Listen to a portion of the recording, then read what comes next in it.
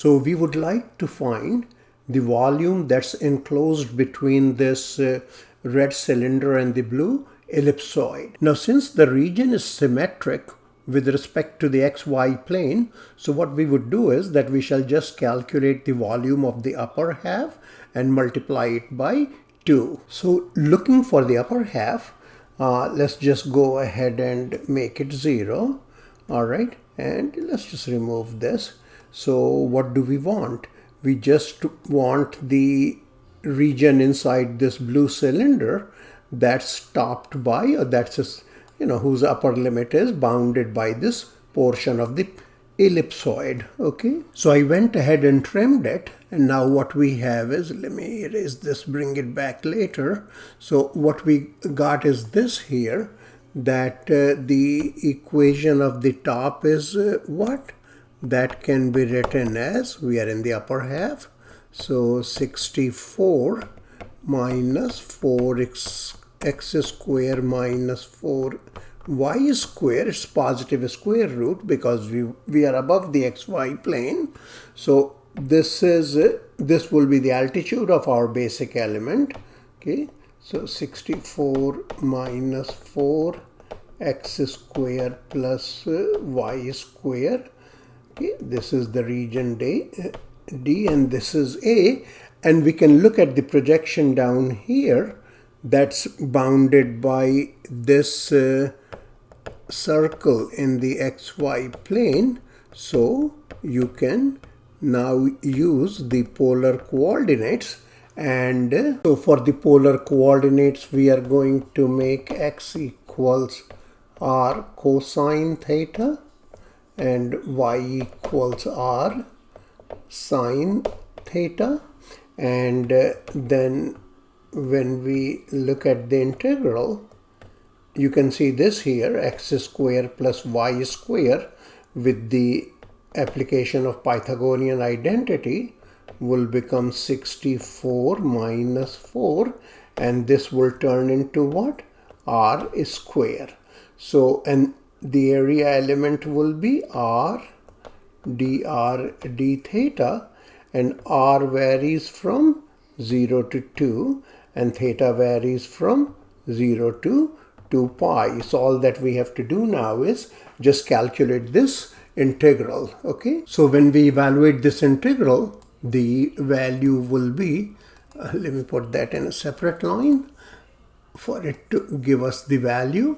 So the value is this, and we have to do what? We have to go ahead and multiply this value by 2 to get the final answer. So that's what we would do. So let me just see. So the answer is 187.9157. Now if you would like to see the derivation, let's go ahead and do that. So first what we would do is that we shall take up this inner part, and in the inner part let's just do one thing for sake of convenience. Factor this r out. So when r walks out of that square root sign, 4 walks out of that square root sign, it becomes a 2. Okay, and what we get here is 16, and this is simply an r square.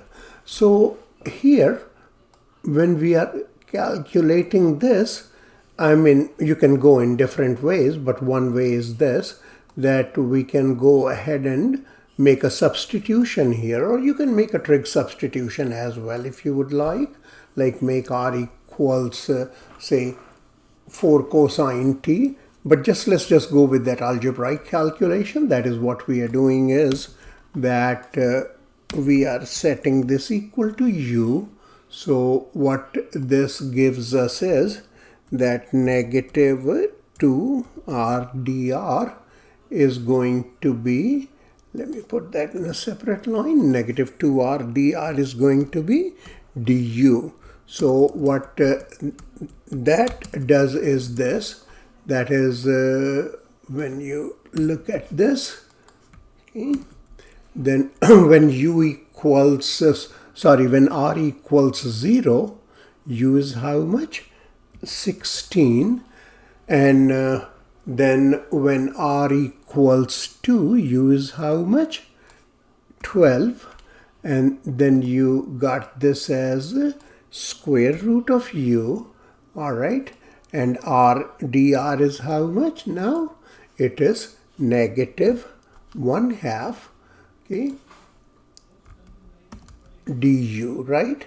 So that's what we are going to work with now. So this is negative, and we can do this. 16 is below, 12 is above, so this looks awkward.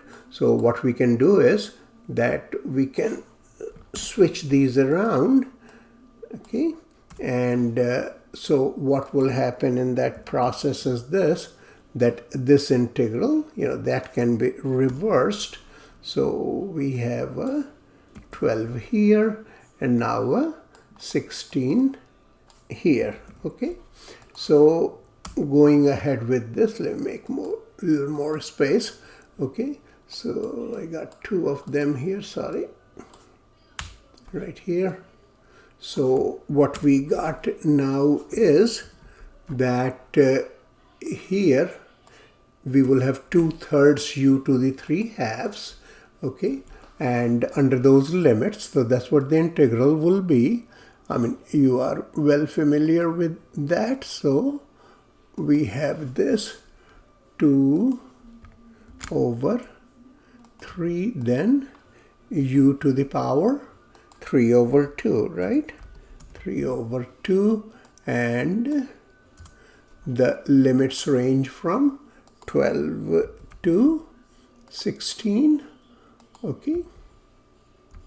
All right, so what you get now is you simply get 1/2, and then we have this value.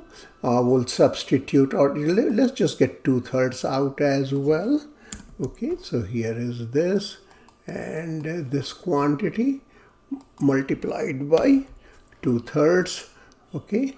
And this would then become 16 to the power 3/2, right?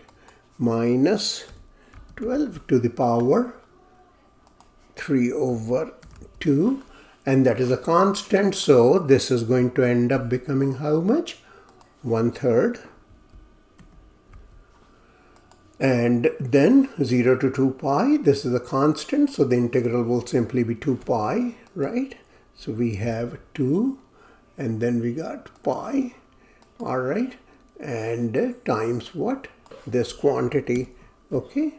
And then, oh, now I remember this, that this was actually, what, 2 times all that, so we left this 2 behind.